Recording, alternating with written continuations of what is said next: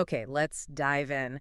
Have you ever had that feeling like you're just picking at crumbs when, deep down there's this huge table piled high with amazing food? It's Hmm. such a powerful image, isn't it? This idea that maybe we live below our potential, Way below sometimes. settling for less than we deserve, maybe without even noticing it. But, what if we're actually meant for so much more? It's a huge question. And really, that's the core of this deep dive today, this idea that maybe the table has always been full. Right. So our mission really is to explore some fascinating sources, different perspectives that challenge us to see what's often called our divine potential, Mm. our birthright even. Okay. We're going to look into what it really means to stop, eating the crumbs and claim that abundance. We've got ancient wisdom, some specific spiritual teachings you brought. Hmm. It's quite a mix. That's right. And I think to really ground this whole idea, we kind of have to start with a story that everyone knows or at least has heard of. It's like the classic example of walking away from your inheritance, settling for way less. I mean, the parable of the prodigal son. Ah, yes, foundational. Exactly. You know the story. Young guy demands his share, blows it all on, well, reckless living. Ends up completely broke. Worse than broke. Yeah, destitute. Literally wanting to eat pig feed. But then, and this is key, he comes home expecting the worst, right? Total judgment. And instead, he gets welcomed back, open arms, a huge feast. It's quite the turnaround. It is, and it's so much more than just a moral lesson, isn't it? It's really this powerful teaching about seeing our own worth. Our inherent worth. Yes, inherent worth, and crucially, never settling for less than what these texts call our divine inheritance. So how does that connect to us today? Well, the parallel is pretty direct, according to these sources. We, too, are often heirs to this amazing spiritual legacy, this abundance. But just like the sun, so many of us kind of choose to live below that potential. We get distracted, caught up chasing what sources call fleeting pleasures and false promises. The shiny The objects. shiny objects, exactly. The crumbs. It really makes you ask, doesn't it? What feast are we ignoring right now in our own lives? That's a heavy question. And it's fascinating how this theme, this idea of inherent abundance, just echoes across so many different traditions. It seems really fundamental. It really is. Like you take Jesus' statement in Luke, the kingdom of God is within you. That's not just, a nice spiritual thought. No, it's radical. It completely flips the script, right? It points inwards Yeah. to an internal source of abundance we probably overlook all the time while we're busy looking outside ourselves. And if you follow that thought, it means the table, the feast, isn't out there somewhere we have to reach. Where it's already inside. It's already within us. Then you look at the Torah, Deuteronomy, where it talks about choice. So powerful. I have set before you life and death, blessing and curse. Choose life. Right. And that's not passive advice, is it? It highlights our active role, our power to choose alignment with our highest potential. Choosing the feast over the crumbs, basically. Exactly. It's a reminder that we hold the key. Abundance or scarcity? The choice point is right here. And the Quran, too, reinforces this. Surah 2.286, Allah does not burden a soul beyond that it can bear. Mm-hmm. Now, you could read that as just being about resilience, but the interpretation here is deeper, isn't it? Yes, it's seen as a testament to our inherent capability. Like you said earlier, almost like we have this inner capacity, this superpower maybe, that we forgot. Untapped potential. Untapped potential, exactly. We're meant for, well, abundance, spiritual freedom, not being stuck in limitation. But the catch, according to these sources, is you have to access it. And how do you do that? By remembering, by realizing who you truly are, what this incredible spiritual inheritance actually is. It's always been ours, apparently, just waiting. Okay, so these ancient texts lay the groundwork. They tell us the potential is there, the inheritance is real. But how do we, practically unlock it? How do we go from knowing it intellectually to actually living it? That's the million-dollar question, isn't it? And this is where some of the other sources come in, offering a more structured path. Specifically, the teachings described as being from the Sacred Atlantean Brotherhood. Right, the ones you brought to the table. These seem to offer a very step-by-step journey. They do. It's presented as a clear progression towards recognizing and really claiming this divine birthright. So walk us through it. Where does it start? It begins with what's called the initiate degree. That covers the first 3 levels, or degrees. Okay. And this is where you're first introduced to these core Atlantean concepts. The big one is unity with the divine essence. And they use these symbols: the ocean, the wave, and the ship. Ocean, wave, ship, what do those represent? Well, they're not just symbols. They're called working tools.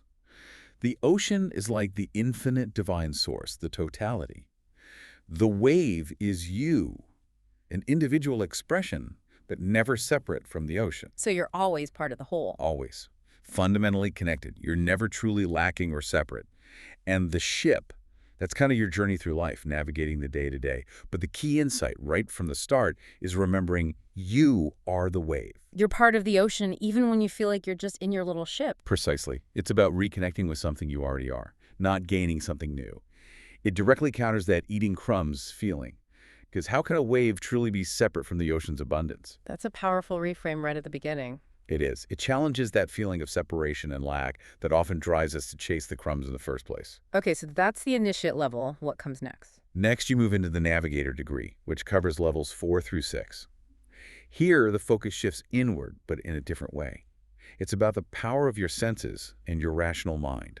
Our senses and thoughts, how do they fit in? Well, the teaching here is that these aren't just tools for basic survival, seeing obstacles, figuring things out logically.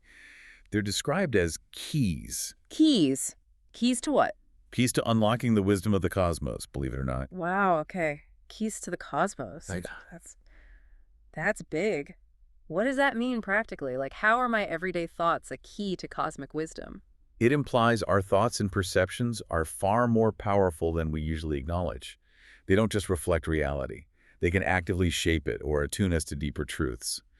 But there's a challenge noted here, too. Which is? That many people have these keys, their senses, their mind, but they don't really use them in this way. They refuse to embrace this truth, as one text puts it. So they live without fully realizing the power they have, like having, I don't know, a high-performance car and only driving it to the corner store? That's a great analogy. Or having the map to treasure and, like you said earlier, using it as a placemat.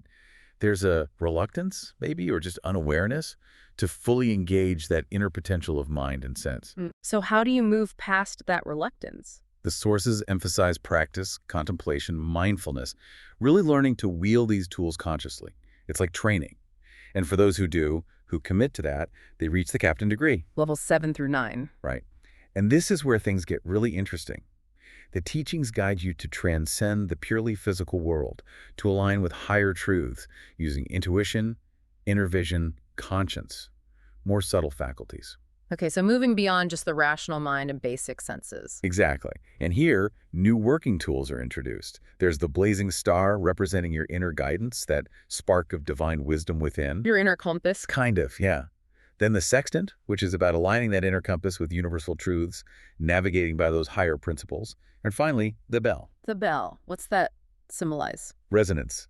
That clear signal you get when you're truly aligned, truly connected.